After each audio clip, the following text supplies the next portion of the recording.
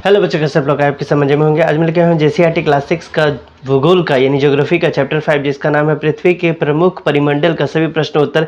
इससे पहले मैंने ज्योग्राफी का 1 से लेकर के 4 चैप्टर तक का वीडियो ऑलरेडी डाल रखा है। साथ में हर एक सब्जेक्ट का हर एक चैप्टर वाइज वीडियो बना हुआ नहीं दिखे तो आपको एक बार जाकर उसे जरूर चेकआउट करना चाहिए। लिंक आपको आई बटन और डिस्क्रिप्शन दोनों में मिल जाएगा। और जहाँ कहीं भी आपने ग्रुप बना रखा है ग्रुप में इसे शेयर कर देता है कि आपकी तरह आपके फ्रेंड्स को भी इसका फायदा मिलता रहे। तो चलिए शुरू करते हैं ज्योग्राफी का चैप्टर नंबर 5। पहला जो है ये शुरू होता है फिल इन द ब्लैंक से, जहाँ पे पूछा जा रहा है रिक्त स्थानों की पूर्ति कीजिए। क नंबर है पृथ्वी का सबसे गहरा भाग डैश महासागर में स्थित है। तो जब पृथ्वी का सबसे गहरा भाग पूछा जाएगा तो आप प्रशांत महासागर टिक करेंगे यानी लिखेंगे। दूसरा है डैश महासागर का नाम हमारे देश के नाम पर रखा गया था। तो हिंद महासागर का नाम हमारे देश पे के नाम पर में रखा गया था। तीसरा नंबर है डैश स्थल जल एवं हवा का एक सीमित भाग है जो जीवन के लिए सहायक है। तो जैव मंडल एक ऐसा भाग है जो जीवन के लिए सहायक है। इसके बाद घ नंबर में पूछा जा रहा है यूरोप एवं एशिया महाद्वीप को एक साथ कहा जाता है। दोनों का अगर मिला देंगे तो हम लोग इसको यूरेशिया के नाम से जानेंगे। अंगो नंबर में आपसे पूछा जा रहा है पृथ्वी पर सबसे ऊंचा पर्वत डैश है। तो सबसे ऊंचा पर्वत अगर पूछा जाएगा तो माउंट एवरेस्ट होगा और इसकी ऊंचाई जो है वो 8,848 मीटर है, जो आपको ध्यान में रखना है। इसके बाद आते हैं 2 नंबर। दोनों में पूछा जा रहा है एशिया में यूरोप को अलग करने वाली कौन सी पर्वत श्रृंखला है। तो ये हो जाएगा यूराल। इसके बाद आते हैं हम लोग इसका दूसरा नंबर क्वेश्चन, जहाँ पूछा जा रहा है उत्तरी अमेरिका दक्षिणी अमेरिका से किस प्रकार जुड़ा हुआ है। तो ये उत्तरी अमेरिका है, ये दक्षिणी अमेरिका। बीच में एक जल जा रहा है, मतलब एक नदी टाइप का बह रहा है, इसलिए इसको जल संधि से हम लोग जोड़ रहे हैं यानी जुड़ा हुआ है। नंबर तीसरा में पूछा जा रहा है वायुमंडल में सर्वाधिक प्रतिशत किसका है। तो नाइट्रोजन गैस का प्रतिशत जो है वो सर्वाधिक आपको देखने को मिलेगा। 4 नंबर है पृथ्वी का कौन सा भाग ठोस चट्टानों से बना है। तो स्थल मंडल जो है वो क्या चीज़ से बना है, तो ठोस चट्टानों से बना है।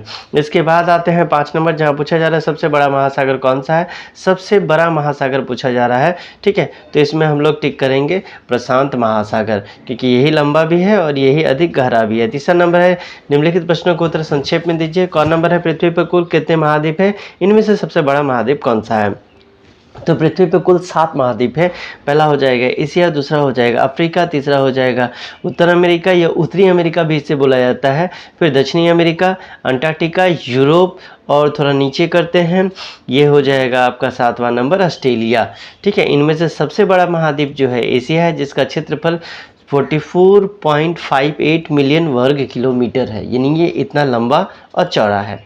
इसके बाद हम लोग आते हैं 2 नंबर क्वेश्चन, जहाँ पूछा जा रहा है पृथ्वी के 4 प्रमुख परिमंडल कौन से हैं।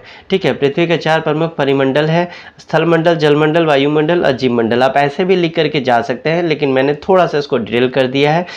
तो स्थल मंडल ये पृथ्वी का ठोस बाहरी सतह है जिसे महाद्वीप, पर्वत, मैदान और समुद्र तल शामिल है। इसको थोड़ा सा लार्ज इसलिए किया गया है ताकि आपके टीचर अगर इसको देखें तो आपको अच्छे से मार्क्स मिल सके। दूसरा है जलमंडल, ये पृथ्वी का जल स्रोत जैसे महासागर, नदियाँ, झील और भूमिगत जल से बना है। तीसरा है वायुमंडल, ये गैसों की परत है जो पृथ्वी के चारों ओर से घिरे हुए है और जीवन के लिए आवश्यक ऑक्सीजन और जलवायु प्रदान करता है। इसके बाद आता है जीव मंडल, ये सभी जीवित प्राणी, वनस्पति, जीव जंतु का संसार है जो जल, भूमि और वायु पर फैला हुआ है। इसके बाद गौरव में पूछा गया पृथ्वी के 4 प्रमुख महासागरों का नाम बताइए। तो उत्तर हो जाएगा पृथ्वी के प्रमुख 4 महासागर। प्रशांत महासागर सबसे पहला हो जाएगा, जिसको इंग्लिश में पैसिफिक ओशन बोला जाएगा, ये सबसे बड़ा और सबसे गहरा महासागर है। दूसरा है अटलांटिक महासागर, जिसको इंग्लिश में भी अटलांटिक ओशन के नाम से जाना जाता है, यह आकार में दूसरा सबसे बड़ा महासागर है। तीसरा है हिंद महासागर, जिसको इंडियन ओशन बोलेंगे, ये एशिया के दक्षिण भाग में स्थित है। इसके बाद आखिरी है आर्कटिक महासागर, जिसको आर्कटिक ओशन के नाम से जाना जाता है। ये सबसे छोटा और सबसे ठंडा महासागर है जो उत्तरी ध्रुव के आसपास स्थित है। नंबर पूछा जा रहा है दक्षिणी गोलार्ध में पूरी तरह से स्थित 2 महाद्वीपों का नाम बताइए। तो दक्षिणी गोलार्ध में पूरी तरह से स्थित 2 महाद्वीप, पहला हो जाएगा अंटार्कटिका, दूसरा हो जाएगा ऑस्ट्रेलिया। ये दोनों महाद्वीप पूरी तरह से भूमध्य रेखा के दक्षिण साइड में स्थित है। इसके बाद अंगों नंबर में पूछा जा रहा है वायुमंडल के विभिन्न परतें कौन सा है। तो वायुमंडल में 5 गो परत आपको देखने मिलेगा। सबसे पहला है क्षोभ मंडल, जिसको ट्रोपोस्फेयर बोलते हैं। ये पृथ्वी की सतह से लगभग 8 से 18 किलोमीटर तक फैला हुआ है। इसमें मौसम संबंधी जितना भी घटना है सब आपको यहाँ देखने को मिलेगा। दूसरा समताप मंडल, जिसको स्ट्रेटोस्फेयर बोलते हैं, ये 50 किलोमीटर तक फैला हुआ है। इसमें ओजोन परत पाया जाता है जो हानिकारक पराबैंगनी को रोकने के लिए मदद करता है। तीसरा है मध्य मंडल, जिसको मेसोस्फेयर बोला जाता है, ये 80 किलोमीटर तक फैला है और ये उल्काएं यहाँ पर में जल के नष्ट हो जाती है।